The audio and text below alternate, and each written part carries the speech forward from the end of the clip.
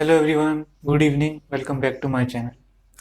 तो आज जो हम टॉपिक स्टडी करेंगे वो है सिविल इंजीनियरिंग के एक सब्जेक्ट स्ट्रक्चरल एनालिसिस के मुताबिक। जैसा कि आप जानते हैं कि स्ट्रक्चरल इंजीनियरिंग जो है सिविल इंजीनियरिंग की एक बहुत ही बुनियाद है, टाइप्स है। तो उसमें से हम स्टडी करेंगे स्ट्रक्चरल एनालिसिस का सब्जेक्ट।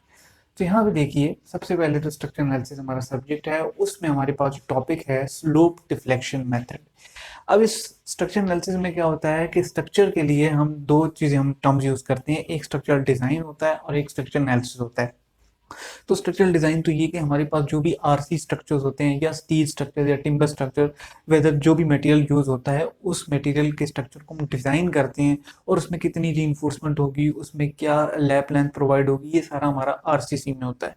तो स्ट्रक्चरल डिज़ाइनिंग एक अलग सब्जेक्ट है।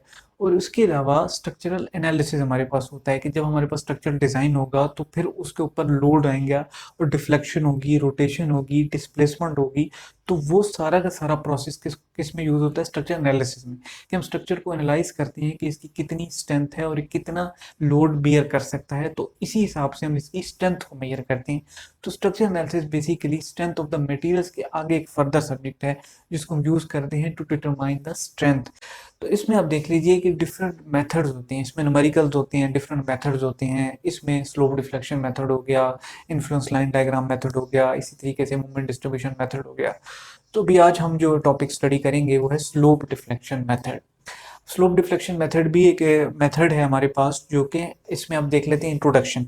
सबसे पहले देखिए, this method was developed by G A Maney. अब ये जी ए मैनी जो है हमारे पास एक साइंटिस्ट थे और इन्होंने डेवलप किया ये मेथड इन 1916। तो ये हमारे पास जो है एक साइंटिस्ट थे जिन्होंने स्लोप डिफ्लेक्शन मेथड को डिस्कवर किया, जिसकी मदद से हम किसी भी बीम और फ्रेम को स्ट्रक्चरल को एनालाइज करते हैं। इसमें अगर आप सेकंड इक्वेशन देखें तो second statement, this method is used for the structural analysis of beams and frames. जैसे कि आप जानते हैं बीम्स हैं, कॉलम्स हैं, फ्रेम्स हैं। फ्रेम जो होता है बेसिकली बीम्स एंड कॉलम्स का कॉम्बिनेशन होता है, और बीम्स जो है आप जानते हैं एक स्ट्रक्चरल एलिमेंट है सिविल इंजीनियरिंग में। तो उसके एनालिसिस के लिए, उसके स्ट्रक्चर एनालिसिस के लिए हमारे पास एक बहुत अप्रोप्रिएट मेथड है slope deflection method. And it was later replaced by movement distribution method. Afterward slope deflection method के बाद हमारे पास एक मेथड आ जाता है मूवमेंट डिस्ट्रीब्यूशन मेथड। तो फिर स्लोप डिफ्लेक्शन मेथड के बाद जब मूवमेंट डिस्ट्रीब्यूशन मेथड आया तो इट वाज रिप्लेस्ड। तो फिर जो हमारे पास कैलकुलेशन होना शुरू हुई वो मूवमेंट डिस्ट्रीब्यूशन मेथड के अकॉर्डिंगली है। But slope deflection method also वह एक बहुत एक अच्छा मेथड है जिसको हमें स्टडी करना होता है इस सब्जेक्ट के अंदर। तो चलिए, ये तो इसका एक बेसिकली एक इंट्रोडक्शन है स्लोप डिफ्लेक्शन का। नेक्स्ट हम बात करते हैं प्रोसीजर की। तो प्रोसीजर देख लीजिए कि सबसे पहला स्टेप ये होगा, जब भी हम स्लोप डिफ्लेक्शन मेथड से किसी भी बीम को या फ्रेम को एनालाइज करेंगे तो उसमें पहला स्टेप है find fixed end moments. FEM is abbreviation. Find fixed end moments considering the total span as fixed beam. तो इसका मतलब ये है कि कोई भी आपके पास मान लीजिए कि बीम है ए टू बी, बीम है ये हमारे पास ए टू बी, इसको हम सबसे पहले तो फिक्स्ड बीम कंसिडर करेंगे, total span as fixed beam. तो ये हमारे पास फिक्स्ड सपोर्टेड बीम है, इसको हम ये कंसिडर करेंगे जिसमें हमारे पास फिक्स्ड एंड मोमेंट को हमने फाइंड आउट करना है। तो फिक्स्ड एंड मोमेंट क्या होगा, हम इसको एफ से डिनोट करेंगे और सबसे पहला स्टेप ये होगा कि हम एफ को फाइंड आउट करेंगे। ये हमारे पास फिक्स्ड एंड मोमेंट है कि considering the total span of the beam as fixed end moment. तो अगर हमारे पास लार्जर बीम है A to B, B to C, C to D, D to E, तो हम डिफरेंट स्पैन वाइज कैलकुलेशन करेंगे। पहले हम F A to B consider करेंगे, फिर F B to C consider करेंगे। इसी तरीके से एक एक स्पैन लेते हुए हम उनके fixed end moments find out करेंगे। और वो किस तरीके से फाइंड आउट करेंगे, उसमें कुछ हमारे पास इक्वेशंस होती हैं, वो भी हम आगे देखेंगे इसके बाद। तो उस इक्वेशंस की मदद से हम फाइंड आउट करेंगे कि अगर हमारे पास एक ये जैसे बीम है, अब इसमें अगर हमारे पास पॉइंट लोड अप्लाई हो रहा है तो उसमें हमारे पास एक फार्मूला है, उसके उसके थ्रू हम फाइंड आउट करेंगे। इसी तरीके से अगर पॉइंट लोड नहीं है, यूडीएल है, तो फिर किस तरीके से हम फाइंड आउट करेंगे, वो डिफरेंट फार्मूलाज हैं, उनकी मदद से हम पुट करके फाइंड आउट करते हैं। इसी इसके बाद आप देख लीजिए सेकेंड स्टेप जो हमारे पास है, right slope deflection equation. Right slope deflection equation for each span considering FEM rotation and settlement. अब ये है कि जब भी बीम के ऊपर लोड आएगा तो जाहिर बात है कुछ रोटेशन के चांसेस भी होते हैं, कुछ आपके पास सेटलमेंट या सिंकिंग या डिफ्लेक्शन के चांसेस होते हैं। तो क्या है कि एक टर्म है हमारे पास slope deflection equation. Slope deflection equation को हम फाइंड आउट करते हैं कंसीडरिंग, क्या चीज कंसीडर करते हैं उसमें हमारे पास ये एक तो first of all FEM consider होता है जो कि हमने प्रीवियस स्टेप में फाइंड आउट किया, और इसके बाद हमारे पास रोटेशन। अब रोटेशन क्या होता है हमारे पास थीटा। जैसे यहाँ पे तो आप देख लीजिए फिक्स्ड बीम है, एक बीम आप इस तरीके से ले लीजिए, जैसे ये है कि हमारे पास ये फिक्स्ड एंड है, तो जो फिक्स्ड एंड है उसके ऊपर तो हमारे पास रोटेशन नहीं आ रही, थीटा नहीं हो रहा, वो हमारे पास रोटेट नहीं हो रही जहाँ पे फिक्स्ड बीम है। अब यहाँ पे देख लीजिए, फर्ज कर लीजिए यहाँ पे हमारे पास रोलर सपोर्ट है, यहाँ पे हमारे पास रोलर सपोर्ट है। अब क्या होगा कि अगर लोड यहाँ पे इस बीम पे एक्ट कर रहा है तो इस वजह से हमारे पास कुछ यहाँ पर रोटेशन प्रोड्यूस होगी, तो उस एंगल को हम थीटा का नाम देते हैं। तो क्या है कि रोटेशन को यहाँ पे हम थीटा से डिनोट करेंगे, रोटेशन थीटा। एंड सेटलमेंट या फिर इसको डिस्प्लेसमेंट कह लें तो वो हमारे पास क्या होगा, डेल्टा से डिनोट होगा, कि जो हमारे पास इस तरीके से एक डिफ्लेक्शन आ रही है वो हमारे पास क्या होगा, डेल्टा से डिनोट होगा, डिस्प्लेसमेंट, सेटलमेंट या डिफ्लेक्शन, तो हमारे पास डेल्टा से डिनोट होगा। तो इसी को हम यहाँ पे देखते हैं कि ये तो हमने स्लोप डिफ्लेक्शन इक्वेशन देख ली, ये भी हम आगे देखते हैं क्या क्या है। फिर है using equilibrium equation find the unknown displacement theta and delta. अब ये क्या है कि हमने जो इक्विलिब्रियम इक्वेशन जो मैकेनिक्स में पढ़ी थी कि sum of horizontal forces is equal to zero, vertical forces and summation of the moment is equal to zero, तो वो जो तीन हमारे पास इक्वेशंस ऑफ इक्विलिब्रियम है उनका यूज करेंगे और इनसे साइमल्टेनियसली इक्वेशंस को सॉल्व करते हुए हम यहाँ पर थीटा और डेल्टा को फाइंड आउट करेंगे। अब थीटा एंड डेल्टा को फाइंड आउट कर लिया, रोटेशन एंड डिस्प्लेसमेंट को, तो फिर determine the values of theta and delta and final and moments. अब यहाँ पे ये है कि मोमेंट्स, फाइनल एंड मोमेंट्स जो हमारे पास आ रहे हैं डिफरेंट स्पैन्स के, वो हम फाइंड आउट करेंगे। बट यहाँ पे याद रखिए ये फिक्स्ड एंड मोमेंट है एंड ये फाइनल एंड मोमेंट्स हैं, ये हमारे पास एंड मोमेंट्स हैं, तो ये दोनों डिफरेंट हैं। ये हम स्पैन वाइज कंसिडर करेंगे और ये हम ओवरऑल बीम का हम फाइंड आउट करेंगे एंड पर। यहाँ पर हम फर्स्ट में fixed end moment find out करेंगे।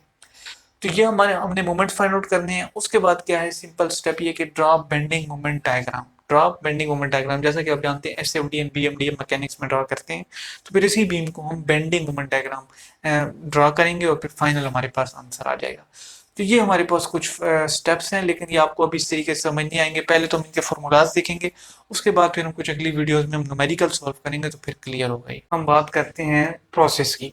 तो यहाँ पर देख लीजिए स्लोप डिफ्लेक्शन मेथड में फर्स्ट स्टेप हमारे पास फिक्स्ड एंड मोमेंट को फाइंड आउट करना है। अब यहाँ पे देख लीजिए फिक्स्ड एंड मोमेंट में तीन फर्दर केसेस हैं। सबसे पहले आप देख लीजिए वन, हमारे पास फिक्स्ड एंड में सबसे पहली बात तो ये कि जो स्पैन है उसको हम fixed and at the both side, both sports consider कर रहे हैं, यानी कि दोनों साइड पे ये फिक्स्ड सपोर्टेड है।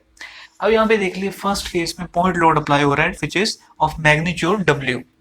तो यहाँ पे देख लीजिए टोटल लेंथ जो स्पैन की है वो हमारे पास L है which is divided by L/2 and L/2। तो सेंटर पे ये लोड अप्लाई हो रहा है, सेंटर पॉइंट लोडिंग।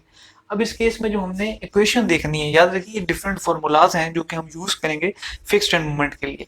तो अब इस केस में हमारे पास स्पैन आ गया which is centre point loaded, then FEM A to B जो ए पॉइंट पर मोमेंट प्रोड्यूस हो रहा है फ्रॉम ए टू बी, उसको हम फाइंड आउट करेंगे -WL/8 and fixed end moment from B to A is equal to WL/8।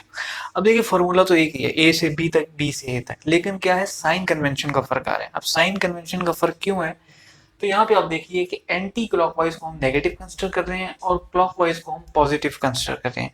So anti clockwise is considered as negative and clockwise is considered as positive. तो यहाँ पर ये चीज देख लीजिए कि जब भी यहाँ पर हम फिक्स्ड एंड मोमेंट निकालेंगे तो आपने देखना है कि मोमेंट जहाँ पे जो प्रोड्यूस हो रहा है, जैसे ए पॉइंट पे हमारे पास एंटी क्लॉकवाइज रोटेशन प्रोड्यूस हो रही है और बी पॉइंट पे हमारे पास क्लॉकवाइज रोटेशन। तो ये हमारा साइन कन्वेंशन का ख्याल रखते हुए fixed end moment find out करेंगे। नेक्स्ट देख लीजिए eccentric point loading. Eccentric mean centre से हटकर। तो एसेंट्रिक पॉइंट लोडिंग क्या है, यहाँ पे हमारे पास डिस्टेंस ए है और यहाँ पे डिस्टेंस बी है, W पॉइंट लोड अप्लाई हो रहा है which is at distance A, small A from the capital point A. अब देख लीजिए इसमें जो टोटल स्पैन लेंथ है वो भी L है, तो उसका formula again -WAB² by L²। और W B A square by L square. तो माइनस साइन अगेन हमारे पास जो आ रहा है वो किस वजह से है, साइन कन्वेंशन की वजह से, कि यहाँ पर एंटी क्लॉकवाइज मोमेंट है। यहाँ पे देख लीजिए A B square by L square, B A square by L square. तो आप इसको इस तरह से याद रख सकते हैं कि ए पहले है तो ए आएगा, बी बाद में तो बी का स्क्वायर, और यहाँ पे बी है तो बी पहले है बी, और ए बाद में तो ए का स्क्वायर। अब इसी तरीके से हम थर्ड देख सकते हैं। थर्ड में आप देख लीजिए यूडीएल, यूनिफॉर्मली डिस्ट्रीब्यूटेड लोडिंग है। यूडीएल क्या है, यूनिफॉर्मली लोड डिस्ट्रीब्यूट होता है बीम पर, मैकेनिक्स का कॉन्सेप्ट है। तो इसमें आप देख लीजिए minus W L square by 12, F E M A B fixed moment A B is equal to minus W L square by 12, F E M B A from B to A moment W L square by 12। तो ये हमारे पास basic 3 cases हैं जिसमें हम fixed moment को find out करते हैं। आपके पास फिक्स्ड मोमेंट का पहला स्टेप हो गया। अब देख लीजिए स्लोप डिफ्लेक्शन इक्वेशन हमारे पास सेकंड स्टेप है।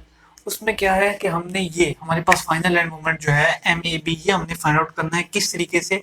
एफ ई एम, ये हमारे पास स्मॉल मोमेंट, स्मॉल एम जो है फिक्स्ड एंड मोमेंट होगा, F E M A B plus 2 EI divided by L. तो अब ये फॉर्मूला है, ये एक इक्वेशन है जो कि स्लोप डिफ्लेक्शन इक्वेशन का इसको कहते हैं, और ये ऑलरेडी मेथड में डिराइव्ड है कि किस तरीके से ये डिराइव करके हमने यहाँ पर सॉल्यूशन के तौर पर हम इसको यूज करते हैं। तो अभी हम इसकी डेरिवेशन पे तो नहीं जा रहे, अभी हम डायरेक्ट इक्वेशन को स्टडी कर रहे हैं। 2 EI divided by L, 2 theta A plus theta B minus 3 delta by L. अब यहाँ पे देख लीजिए कि एक चीज है हमारे पास डेल्टा और एक है थीटा। थीटा क्या है, थीटा हमारे पास रोटेशन होती है। यहाँ पे देख लीजिए जब भी बीम पे लोड आ रहा है तो ए जैसे एक पॉइंट है तो वहां पर जो भी डिफ्लेक्शन आ रही है वो कुछ थीटा, कुछ एंगल का एंगल प्रोड्यूस कर रही है, तो उसको हम रोटेशन कहते हैं या उसको हम थीटा से डिनोट करते हैं। और इसी तरीके से अगर कोई सेटलमेंट हो जाती है किसी जॉइंट पर तो उसको हम क्या कहते हैं कि यहाँ इसको हम सेटलमेंट या डिस्प्लेसमेंट या डिफ्लेक्शन का नाम देते हैं, और सिंबॉलिकली हम उसको डेल्टा से रिप्रेजेंट कर रहे हैं। तो ये हमारे पास डेल्टा। अब यहाँ पे देख लीजिए इसी तरीके से सेकंड क्वेश्चन है from B to A is equal to M A B plus 2 EI divided by L theta A plus 2 theta B minus C delta by L. अब आप इसको याद इस तरह से रख सकते हैं कि एक तो बात और देख लीजिए, ई आई जो है हमारे पास होता है फ्लेक्सुरल रिजिडिटी, ये होता है फ्लेक्सुरल रिजिडिटी। तो फ्लेक्सुरल रिजिडिटी क्या है कि it is the product of Young's modulus and the moment of inertia. E जो होता है हमारे पास यंग्स मॉडुलस होता है, आई मोमेंट ऑफ इनर्शिया होता है। तो इसको तो हम इस तरीके से डिनोट करते हैं। अब यहाँ पे देख लीजिए इसको याद रखने के प्रोसेस में कि जब चूंकि पहले ए है तो हमारे पास 2 थीटा ए आएगा। पहले हमारे पास ए और एम ए बी तो 2 थीटा ए है, और इसी तरीके यहाँ पे एम बी है तो हमारे पास बी पहले है तो बी के साथ 2 आ रहा है, 2 थीटा बी। तो ये एक ट्रिक है आपके पास इक्वेशन को रिमेंबर करने की। तो क्या किया कि आपने फिक्स्ड मोमेंट फाइंड आउट किया इन फॉर्मूला से, फिर उनको स्लोप डिफ्लेक्शन इक्वेशन में पुट कर दिया। अब क्या करना है कि स्लोप डिफ्लेक्शन के बाद आपने सिंपल जो है हमारे पास इक्वेशंस ऑफ इक्विलिब्रियम होती है, इक्वेशंस ऑफ इक्विलिब्रियम होती हैं, उनमें आपने उनको अपने यूज करना है। जैसा कि मिसाल लीजिए ये ए टू बी, बी टू सी हमारे पास एक बीम है जिसमें 2 स्पैन है, एक स्पैन हमारे पास ए बी है, दूसरा स्पैन हमारे पास बी सी है। अब एक चीज और याद रखिए कि यहाँ पर जब स्लोप डिफ्लेक्शन इक्वेशन निकालेंगे तो ए टू बी बी निकालेंगे, बी टू ए बी निकालेंगे। इसी तरीके से जब हम स्पैन बी सी को कंसिडर करेंगे तो बी टू सी भी निकालेंगे एंड सी टू बी भी निकालेंगे। इसके बाद क्या है कि अगर हम बी पॉइंट को कंसिडर करते हैं, हम इसके अराउंड मूवमेंट ले लेंगे, summation of the moment is equal to 0, जो कि इंजीनियरिंग मैकेनिक्स की क्वेश्चन है। Summation of moment around a point is equal to 0, तो sigma M B is equal to 0, M A B plus M B C is equal to 0। तो अब M A B और M B C की आपने जो values, जो equations find out की होंगी, आप इनमें वैल्यूज रखेंगे एफ ई में भी और सॉल्व करेंगे, तो उन इक्वेशंस को फर्दर नाम देंगे। उन इक्वेशंस को आप इक्विलिब्रियम इक्वेशन में यूज करेंगे। तो साइमल्टेनियसली आप सॉल्व करेंगे, ई आई थीटा की वैल्यू आप डिटरमाइन करेंगे, उसके बाद आपने पूरा का पूरा इक्विलिब्रियम कंडीशंस को सॉल्व कर लिया। तो उसके बाद इन्हीं ई आई थीटा की वैल्यू को आप अगेन यहाँ पर पुट कर देंगे, जो भी आपने यहाँ से एक्सट्रैक्ट की होगी स्लोप डिफ्लेक्शन इक्वेशन से जो क्वेश्चंस बनाई होंगी। तो ये भी आपको इसलिए समझ नहीं आएगा क्योंकि ये अभी प्रोसेस है, लेकिन इसके बाद हम जब इसको फर्दर अगले वीडियोस में न्यूमेरिकल करेंगे तो और क्लियर हो जाएगा। लेकिन अभी आप प्रोसेस को देख लीजिए। और उसके बाद क्या है, लास्ट स्टेप हमारे पास बेंडिंग मोमेंट है। जब हमारे पास ये मोमेंट्स फाइंड आउट हो गए सारे, उसके बाद आपने क्या करना है कि बेंडिंग मोमेंट डायग्राम बनानी है, जैसे shear force diagram and bending moment diagram होती है।